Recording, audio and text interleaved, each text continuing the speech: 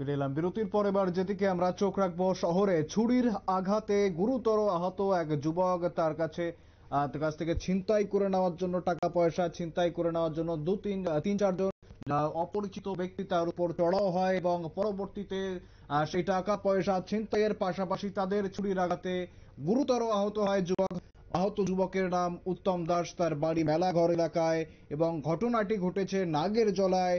পেশায় গাড়ি চালক ছিলেন উত্তম দাস, অর্থাৎ সেই আহত যুবক। তিনি আগরতলাতে থাকেন। নাগের জলায় ফেরার পথে তার সঙ্গে এই দুর্ঘটনা ঘটে বলে জানান তিনি। ঠিক কি জানা যাচ্ছে, কি কি অভিযোগ রয়েছে, একবার শুনবো প্রথমে।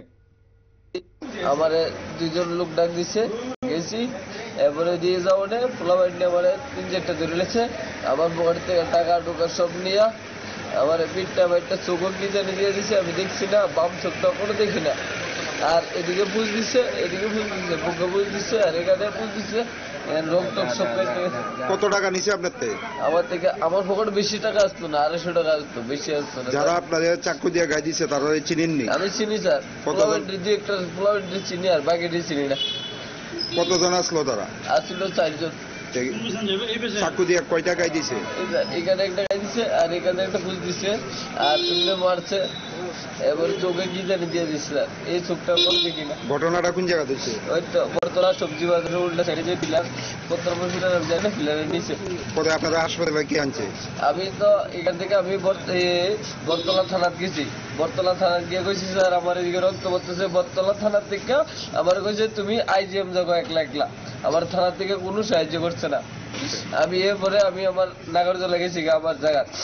এবার নাগরজলা থেকে আমার মালিককে ফোন করছি, মালিক আমার এখানে নিয়ে এসে। পুলিশ তো দেখছে আপনার শরীর থেকে রক্ত পড়তেছে। পুলিশ কইছে আমি একেবারে শুনলেন ঠিক কি অভিযোগ, কি মারাত্মক অভিযোগ করছেন আক্রান্ত যুবক। অর্থাৎ সে রাত্রের বেলা সেই দুষ্কৃতীদের দ্বারা তিনি আক্রান্ত হলেন, হামলা করলো তার উপর ছুরি চালালো, তার টাকা পয়সা ছিনিয়ে নিল। একদিকে যেমন নাগরিক নিরাপত্তা নিয়ে প্রশ্ন উঠছে শহরে, রাতের শহরে সাধারণ মানুষ তারা বেরোতে পারবে না, দুষ্কৃতীদের তাণ্ডবে তারা বেরোতে পারবে না। একদিকে যেমন এই ছবি ফুটে উঠছে, একদিকে যেমন এই পুলিশি নিষ্ক্রিয়তার ছবি ফুটে উঠছে, অন্যদিকে তারা আক্রান্ত হওয়ার পর, অর্থাৎ সেই যুবক যখন আক্রান্ত হওয়ার পর পুলিশের কাছে গেলেন, পুলিশ তারপরেও সাহায্য করেনি, এমনই কিন্তু অভিযোগ শোনালেন সেই আক্রান্ত যুবক। অর্থাৎ একদিকে যেমন নাগরিকের নিরাপত্তা দিতে ব্যর্থ পুলিশ, তেমন অন্যদিকে যারা আক্রান্ত হচ্ছেন তাদেরও সাহায্য করার জন্য কোনো উদ্যোগ নেই পুলিশের, এমনই ছবি ফুটে উঠছে আগরতলা শহর থেকে। ফিরে আসছে একটি বিরতির পর, সঙ্গে থাকুন।